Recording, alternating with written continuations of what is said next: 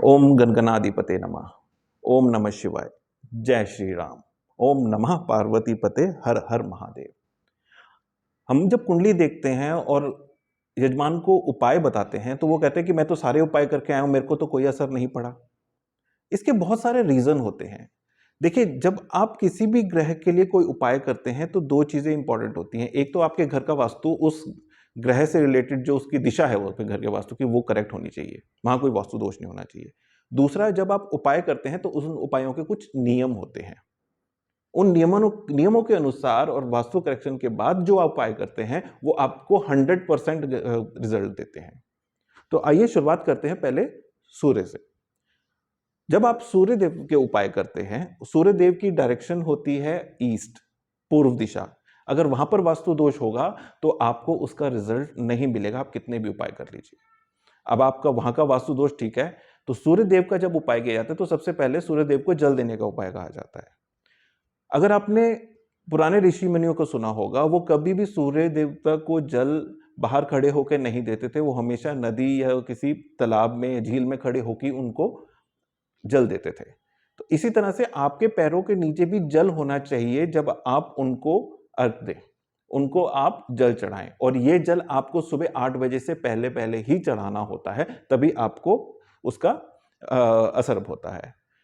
जब आप जल चढ़ा रहे हो तो जल जमीन पे भी नहीं गिरना चाहिए, वो किसी आपको एक बर्तन में आपको डालना चाहिए। और उसके बाद तुलसा जी को छोड़ के, शमी के पेड़ को छोड़ के, आंवले के पेड़ को छोड़ के और केले के पेड़ को छोड़ के आप और किसी भी वृक्ष में उनको या पौधे में वो जल डाल सकते हैं। दूसरी बात, अगर आप सूर्य देव को जल तो वैसे जल नहीं देते हैं, लेकिन अगर आप सूर्य देव को के उपाय के हिसाब से जल दे रहे हैं तो आपको इतवार को यानी कि रविवार को या संडे को 12 बजे तक नमक नहीं खाना होता। अगर आप उपवास कर सकते हैं तो उससे बढ़िया कोई चीज नहीं है, लेकिन आपको 12 बजे तक उसका में नमक नहीं खाना होता। उसके बाद आते हैं चंद्रमा के उपाय।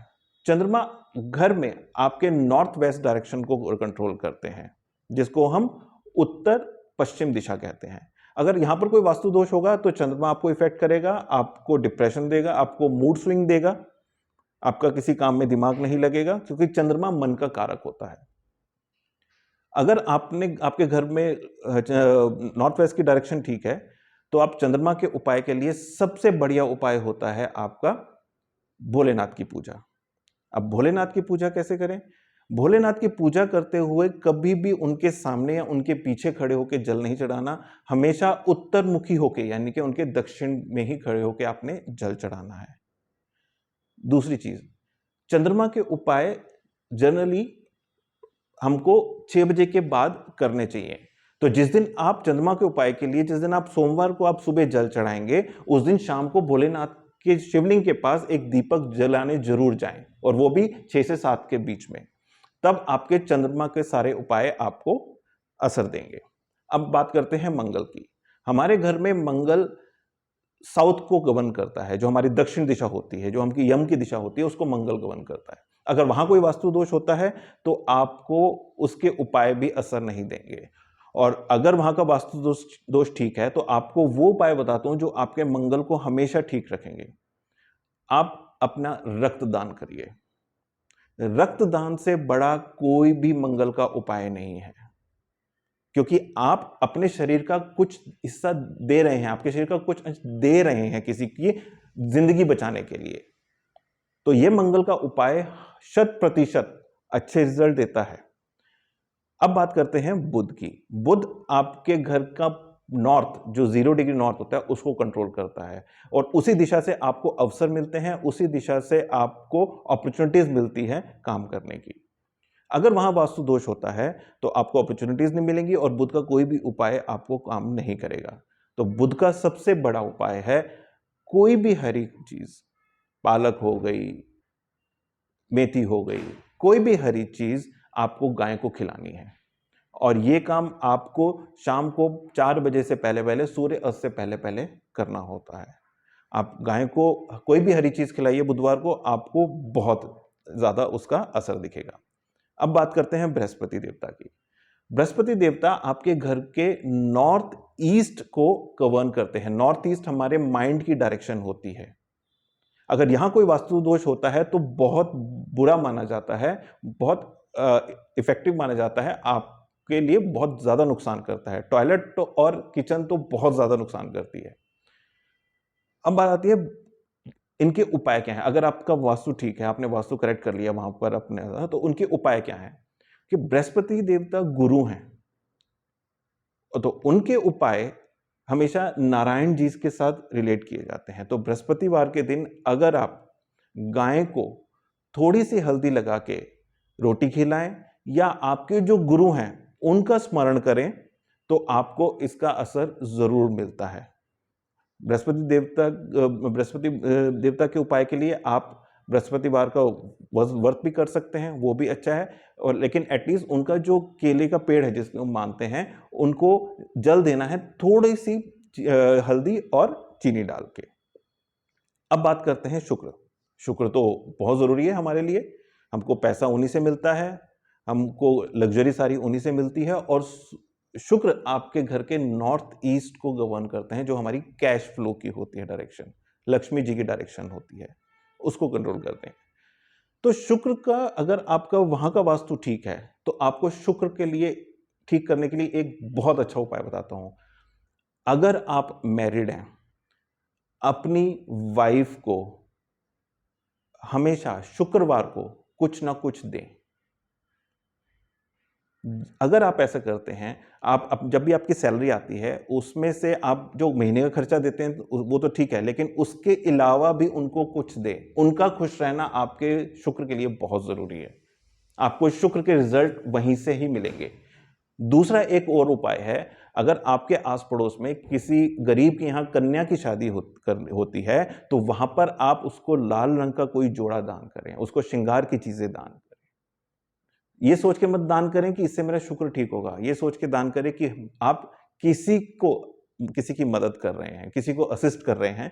इस चीज को आपका वीनस, आपका शुक्र कभी आपको नुकसान नहीं देगा।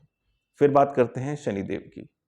शनिदेव हमारे घर में पश्चिम दिशा को कंट्रोल करते हैं, ग्रोथ की डायरेक्शन को कंट्रोल करते हैं। जहां पर आपका मैनिफेस्टेशन ग्रो करता है उस दिशा को कंट्रोल करते हैं। शनिदेव के उपायों में मैंने अमूमन देखा है कि लोग जो मांगने वाले हैं, मंदिर के सामने बैठे होते हैं, मेल फीमेल, उनको दान देते हैं। शनिदेव मेहनत को सपोर्ट करते हैं। तो शनिदेव का उपाय सबसे बड़ा यह है कि आप जिंदगी में डिसिप्लिन हो जाइए। अगर आप डिसिप्लिन हैं, मेहनत चाहिए होती है डिसिप्लिन रहने के लिए, तो शनिदेव आपको रिजल्ट देने शुरू करेंगे। दूसरा, अगर आपको दान करना है शनिदेव का, तो आप मजदूरों को जो घर बनाते हैं, रिक्शा खींचते हैं, जो मजदूरी करते हैं, एक्चुअली शारीरिक श्रम करते हैं, उनको आप अगर कुछ देंगे, कुछ क्या देंगे, उनको आप समोसा खिला सकते हैं, उनको आप पकोड़े खिला सकते हैं, वो आपको ज्यादा कारगर होगा। आप मांगने वालों को देंगे तो आपको उसका रिजल्ट नहीं मिलेगा इतना अच्छा। अब बात करते हैं राहु और केतु की। राहु और केतु दो ऐसे ग्रह हैं जिनकी कभी शांति नहीं करवानी चाहिए।